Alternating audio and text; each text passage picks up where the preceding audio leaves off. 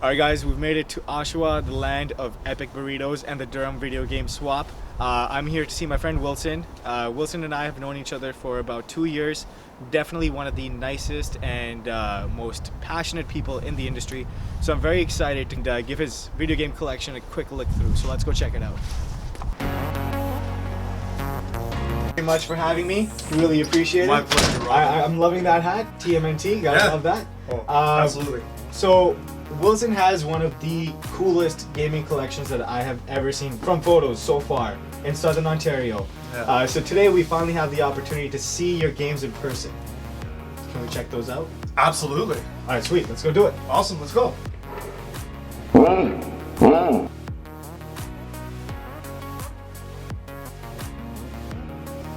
Robin, welcome to my world. Wow. That's a lot of gaming stuff, man.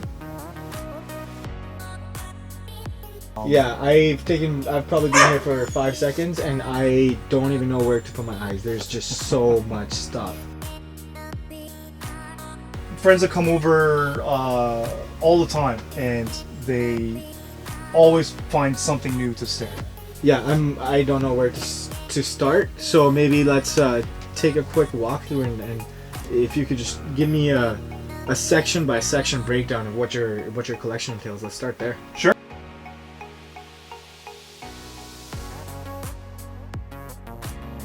And so you just mentioned that you started with PS1, you stopped collecting, then you came back and you started with GameCube? Well, actually, it was the PS2, the Xbox, the original Xbox, not the Xbox 360 or the Xbox One, but the original Xbox, and the GameCube. But it wasn't that heavy, as you can see, like compared to now. It was like maybe 50 games each. Wow. GameCube, not as much, because, well, GameCube is a little bit harder to collect for. For some reason, GameCube games are more pricey. I don't know why. It's Nintendo, that's why. Anything Nintendo, you gotta double the price, bare minimum. Yeah, no, that's fair. Like, you get that Nintendo name out there, and people are all over that. I mean, the Labo is what, like a bunch of different cardboard pieces, but it's selling out everywhere. That's put Nintendo true. on a card. That's I'm sure true. that will sell too. I'll buy it. Yeah. But getting back to your story. Getting back into my story. One day there was a guy on Kijiji selling a Nintendo 64, and I was like, you know what? I'll give it a shot. I'll pay some money out. I think he wanted like 120. We're going back 7-8 years ago, maybe even longer. But he wanted like 120 bucks, and he was throwing in like 20 games. Wow. And I bought it, and I played some of the games, and I was like, I think I can do this. Yeah. I think I can get back into it. When I saw how easy it was at that time to have like games that I grew up with back in my hands, like ready to play again, I got back into it. I started. Sorry. No, that's fine. I think it happens with a lot of people. The same thing that you went through. Because even with me, my first foray into proper collecting was with a N64 at a garage sale with 10 games for like 80 bucks. What was the best game? Yoshi Story. That was the best one? It's a fun game. A lot of people don't like it, but I think Yoshi Story is a great side scroller. It's fun for kids and adults. It does have some challenges, I find, with the specific special fruits that you have to find. Yeah. But I don't know, I found it a little too easy. Plus, every time you beat a level, like that annoying song That's not fun, I will admit. But okay, so you got more games in your lot than I did. Did you have Superman 64 in there? No. Have you played that yet? I remember playing that back in the day when I was a kid, and it is awful. It's absolutely true what they say. Do not play Superman 64. You think you're going to be flying around and stuff, but no, the first level, you're flying through rings. You're literally flying through, it's a race. That's not fun. It's like Olympics for superheroes, essentially. It's not fun at all. Like, you need a platformer, especially when you're a superhero. A race? Come on. Yeah, well, anybody that knows that I'm a collector knows that I'm a huge N64 fan, and everybody hates on the N64. I love it. A lot of people, okay, fine. A lot of people hate on the N64. Me personally, I love it, and I will admit, I have never played Superman in my life, Don't play. and I never will. Can gonna pick her up. Will she let me pick her up? We went off on a tangent about N64, which is my favorite system, and I'll talk about it until the day I die. Especially Superman 64. Which is the best game ever made? No, it's Okay, maybe it's not. Okay, fine. What is your favorite game? By far, RPGs are... No. N64. Oh, N64. Oh, crap. Oh, that's so difficult, man. I love playing games with my friends. So for me, Smash Brothers. I was thinking Smash Brothers so, as well. Fun fact, we do this thing, it's called Super Smash Bros. And basically it's like Super Smash Bros, but every time somebody loses, they have to take a shot. If you win, you disperse one shot to somebody else as well. So the point of the game is, if you're bad, you're gonna get very drunk. You must get drunk a lot. I'm plastered. if I'm not throwing up, it's not a good night. Let's just say that. Okay. But N64 aside, we love it. I love it. Okay, it's determined. Now, we've been standing in front of Nintendo for quite some time. How could you not? And I know, but I see so much good PS2 stuff here. Maybe let's stand this way. Now, the thing is, the PS2 is actually my biggest collection. Okay. I have around 700 PS2 games. Okay. And I think the full set is 2,000. I'm not actually sure. That's the thing. I collect a lot, but I don't really know full sets. I don't really keep track of that. Well, the thing with PS2 is they were still releasing random sports games until like 2015 or something ridiculous like that. Yeah, if I'm correct, one of the most rare titles for PS2 is a soccer game, if I'm correct. It's like it's either a FIFA or it's an NCAA It's soccer. all those random games nobody would ever buy. Yes, But then if you have some, you have a limited run, people will go crazy for it. That's if you're true. a hardcore collector. That's true. Now, I know we kind of touched on your history with collecting. Yes. So maybe let's go back to that. You had mentioned that you got back into having maybe 50 of each console. You went to a garage sale.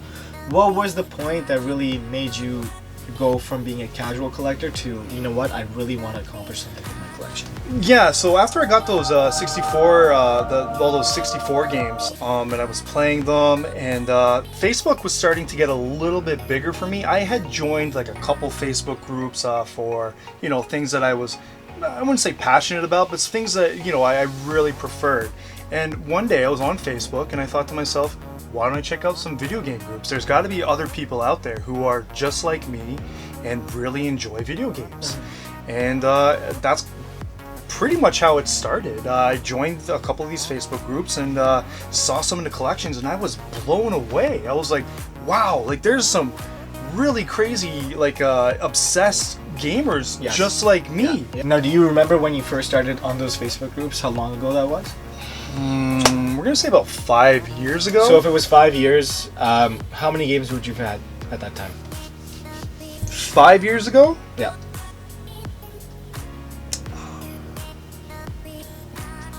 I'm gonna guess maybe 1,000, if that. Wow, see, 1,000 to me is a very impressive collection.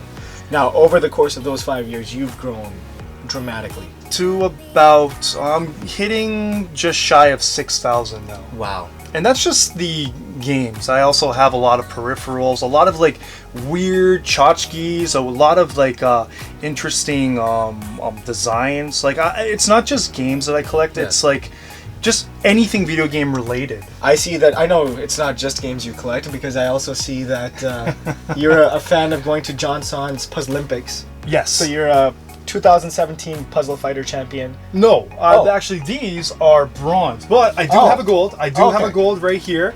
I was the gold for the Magical Tetris Challenge, another N64 game, actually, might I add. Well, N64 is great. I mean, you cannot stop talking about it. No. It's everywhere. You just can't. So anybody that doesn't know, John Son is one of the coolest improv / collector / I think he works in IT / downtown guys that I know. And he runs this annual Puzzleolympics challenge where friends come together and they play puzzle games. That's right, and it's always different. I think this year we had a lot of games that no one had tried, or barely anybody had tried. It was actually a really good time. I think we were just talking about N64. We were not. We were talking about N64. No, we were talking about Facebook groups, and then I got distracted by your cat. Yeah, she's a little pudger. Oh, okay, okay. She let me hold it for 10 seconds, so Okay. I'm happy with that. Okay. Bye. All right, Wilson. So we just did a segment with me petting your cat. Mhm. So I thought it would be pertinent for me to pet your PS2 games. You're not the first one to do that, actually. Okay. All right, Wilson. So I've pet your cat. I've pet your PS2 games. Mm-hmm. The next logical step. I don't know what I'm doing anymore with this interview, but I think what we were talking about was Facebook groups Facebook groups. and how they've had an impact on your collective life. Yeah, so I've learned, like, over the years, and I'm talking about when I was a kid and stuff, it was a lot harder to find people who had something in common with you. I've met, like, a lot of people in my life who I do have stuff in common with, but, like, it wasn't a huge community like you could find on Facebook. So I went through all these Facebook groups, and one day just learned that there were gamers, there were video game groups dedicated to there were Facebook groups dedicated to video games, and it kind of really surprised me. So I joined a few of them, and I met these people, and we got to talking about video games, and it kind of just went from there. A lot of these Facebook groups, video game Facebook groups, have people who sell stuff too. So over those years, I've kept tabs with them and become really good friends with them. And these people, they give me deals. They give me great deals on video games. That's the benefit of having gamer friends. It's Especially if they know what you're collecting for, it makes a huge difference. It's funny. I get a Facebook Messenger message every week from a friend who's like, "Do you have this? Yeah. Do you have this?" And he's always happy to find me new stuff that I don't have, because a lot of times the answer is yes. Wow. Yes, I do have this. So, aside from Facebook, what else do you use to pick up? Are you the type of person that hunts deals on Kijiji, on eBay, gets lots, keeps what you want, and gets rid of the rest? Or what are you more like, I want this, I'm getting this specifically? It's a little bit everywhere. I used to use Kijiji a lot. I used to use it. That will help. I told you earlier, my N64, I got that from Kijiji. I used to use Facebook Marketplace a lot. I used to use LetGo. There was a lot of different online vendors, that's what I call them, that I used to use, but now it's just one. I'm only using Garage Sale now. And I use Garage Sale because I like it, for one. I find deals a lot, but also because it's kind of a form of control for me. Okay, how is that? I don't want to go to Kijiji. I don't want to go Facebook Marketplace, because the more I look out for, the more I'm gonna get. Yeah. So I want to have that form of control where it's like, okay, you can only go here, and that's it. Because if I find more stuff, I'm probably gonna buy it. Well, I think that's the difficulty with any collector. I started off at maybe 5 N64 games. I'm at 240 now. That's more than me. Yeah. But for me, it's like I've only bought one game from eBay. That was Sculptor's Cut. Got it $80. So I'm very happy about that. Sculptor's Cut? Yes. Okay, so for anybody that doesn't know, Sculptor's Cut is a pretty expensive title. How much is it? Like $400 now? It's like $500. $500 for a cart. Yeah. And if I'm doing the card collection and a secondary complete in box collection. Oh wow. All from the wild. Oh All wow. from the wild. So I'm close to completing the cards, boxes. We'll see.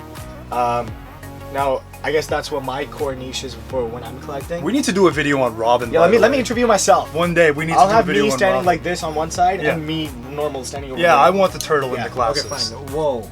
This is very pink. Okay. They are very They're pink. very pink. So we know what my niche is when it comes to collecting. It's N64. Yes. What is your core system that you want to just have everything for? That you want? A lot of times I will see people ask me, and I see on Facebook, because I'm in all these video game groups, and a lot of times the question is, what's your favorite console to collect for? And that's kind of what I see for this question that you just asked me, and it's the PS1. There's a story behind that, right? Yes, I have a lot of nostalgia for the PS1. I got it for Christmas with Final Fantasy VII, and it was phenomenal. It blew me away, and through those years, I think in my early teens, I think I got my PS1 when I was 14, 15? I don't even know. I'm terrible. That's one thing I'm not good with. I'm terrible with time. Okay. It's just not a strong point for me. So I'm going to say I was 14, 15, something like that. Okay. I got Final Fantasy VII, and I played the hell out of it. It's a great game. It's a fantastic game. Yeah. I didn't have a memory card though, Oh, because I had never heard about memory cards. I didn't know that was a thing. so wait, which- did you just leave the system on and just never turn it off? No, that's a Nintendo thing. With Final Fantasy VII, what I did was when it got to the first save point, it said enter your memory card, and I was like, what's a memory card? I had no idea. I learned that I needed a memory card, and I just kind of gave up. Well, I played for a little bit longer. I played a couple more hours, but then I turned it off. Yeah. And then the next time I played Final Fantasy VII, I'd play a bit more. Yeah. And then eventually I'd turn it off. And it happened for a couple weeks, and then eventually I got a memory card. Because when you're a kid, you don't have money. I moved a lot too when I was that age. So I eventually moved to Lindsay with my mother. And we went out one day, and we came back to the house, and my place had gone broken into. Wow. And I quickly checked, like, my most prized possessions were my PS1 games. Yeah. And yeah, lo and behold, they were gone. Every one of my PS1 games were gone, and it kind of devastated me. Yeah. So How old were you at this time? at that time, I think I was 18 or 19. Yeah. So yeah, it was all gone. There are still games that I used to have that I still don't have. Speed Punks is one of them, and that's not an expensive game, but it's a little bit harder to find for some reason. It was a fun racing game, and eventually I'd like to get it back. Yeah. Who knows? I never see it. Yeah, it's kind of like Buck Bumble for N64. It's Yes. not a pricey game, but it's difficult to find. Yes, it's a little bit more uncommon. Yeah. Yeah, so I'm sorry that you have to go through that at such a young age, but I mean, taking a look at what you have now, if that's what sparked your drive to go out and collect or to get as many games as possible, then I think mission accomplished, because 6,000 games is nothing to joke about, nothing to laugh about. I think you've done a great job collecting overall. Thank you, sir. And kind of going away from that point of negativity, maybe let's focus on something more positive. And you have a great collection of games. You have a nice selection of Puzzlempics titles. And I have a nice case of allergies. So before your cat kills me, I wanted to know if we could maybe try out a game so I can prepare myself for Puzzlempics 2019. That's no point, Robin. You're not going to win. Well, I was born to participate.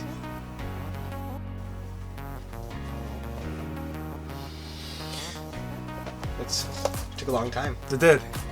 Tricky Towers. Okay, let's play. We're going to play some Tricky Towers. Let's do it. Okay. Let's do it.